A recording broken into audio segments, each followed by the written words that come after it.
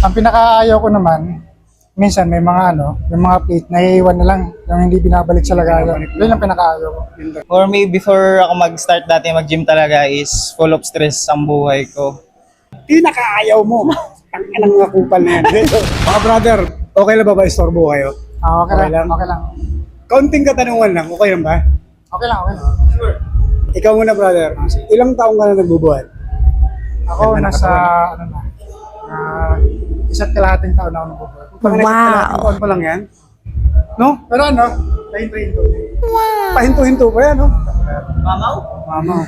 Sa loob ng isa't kalahating taon, ano yung mga pinakagusto mo dito sa gym? Bakit pabalik-balik ka? Ang nagustuhan ko dito sa gym na to, kasi malinis taka malawak. Malawak mo. Yun. Ang pinakaayaw ko naman, minsan may mga yung mga plate naiiwan na lang, yung hindi binabalik sa lagayan. Yun ang pinakaayaw ko. Yun talaga eh. Kasi minsan naiiwan na sa sa mga nandun na sa leg press, nandun na yung mga plate hindi pa nasa ole. Bibigat pa naman, no? Bibigat. Ang layo pa ng lagayan. Oo. Kung hindi mo kayang ibalik, huwag mong buhatin. Kupal ka. Kawawa din yung iba. Mabuha pa rin yun. Diba? Kung hindi mo kayang buhatin, kung hindi mo kayang ibalik, huwag mong buhatin. Huwag na. Diba? Pwede naman, may mga machine naman din na mas madali. Machine ka na lang kasi hindi lahat ng binubuhat mo, kaya din buhatin ng kasunod. Yun.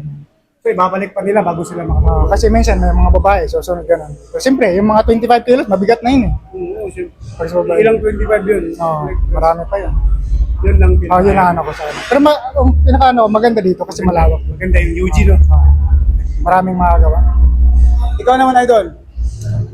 Ikaw, idol. Ilang taon na nagbubuhat? 10 years, Nagbubuhat ako straight before 2 years, pero isang taon din kalahating na yun to. And then ngayon, 2 weeks. Magto 2 weeks pa lang kakabalik. Kita naman meron namang no? Kita talaga yung... Kakabalik pa lang. Alam mo, nagbubuhat talaga. Same question, idol. Ano yung mga gustong-gusto mo sa gym, ha? Hindi lang dito.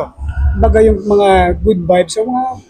Bakit ka pabalik-balik sa gym? Bakit nagustuhan mo mag-gym? For me, before ako mag-start dati mag-gym talaga is full of stress ang buhay ko.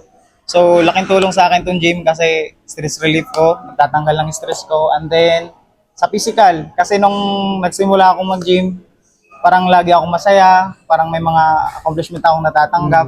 At lalo na pag may mga nagsasabi rin sa akin na, may nagbago sa katawan mo. So, isa yun na nagpapabigay saya sa akin. So, parang may achievement ako paunti-unting nakukuha. So, yung mga comment ng iba, andin yung samahan ng mga tropang gym brothers. Community community ng iba yung community ng gym, no?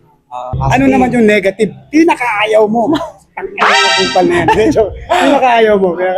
Pambansang inaayaw ng mga gym brothers talaga is yung comment kanina ni Kuya is yung hindi nababalik yung mga Number 1 yun, yes, number 1. Pero sa akin naman, isa sa mga reason din na ayaw ko dito sa gym is yung maliban dun sa mga hindi nagbabalik ng mga plates.